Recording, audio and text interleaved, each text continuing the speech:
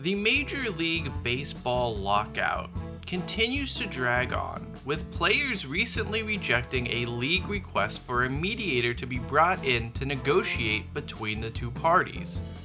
The work stoppage is now 2 months old and zero progress has been made. Seriously, what are we doing here?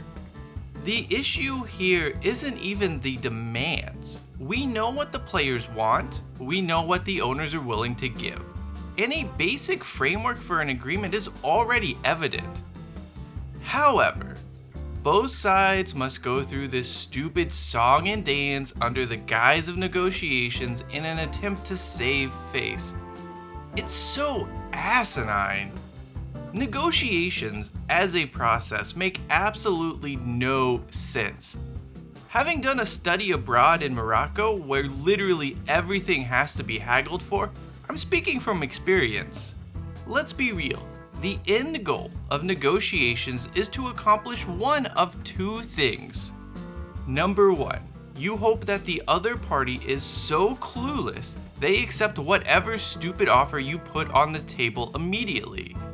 The second goal is that you annoy the other party so much that they become tired of the cumbersome process and accept a lesser offer. In most cases though, neither happens and both sides at the negotiating table waste a bunch of time on reaching an agreement that everyone clearly knew was going to happen from the start. I mean, sure, maybe one party gets an extra concession or two, but that doesn't matter in the scheme of things. No fans remember or care about who emerged from the last baseball labor battle with a few minor victories. Just like I can't remember those times when I saved 1 or 2 dirhams on some tourist trinket that probably fell apart weeks after buying it. It's simply irrelevant in the long run. However, unlike when you are negotiating to buy a house or haggling over some nonsense in a Middle Eastern souk, both MLB and the players are beholden to stakeholders, i.e. the fans.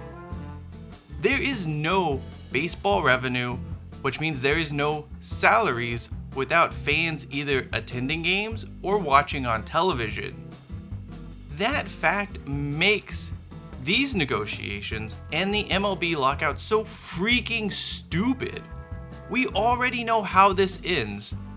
So to both sides, stop trying to save face with bullshit offers that aren't realistic. Just reach an agreement that everyone knows will happen and let pitchers and catchers report to spring training on time. Or don't piss off fans and ruin things for the sport. Seriously, baseball players, what are we doing here? Let me know your thoughts on negotiations or the baseball labor battle in the comments section below. And until next time, for the Touchback, I'm Cheyenne Hollis, and make sure you hashtag take it out to the 25.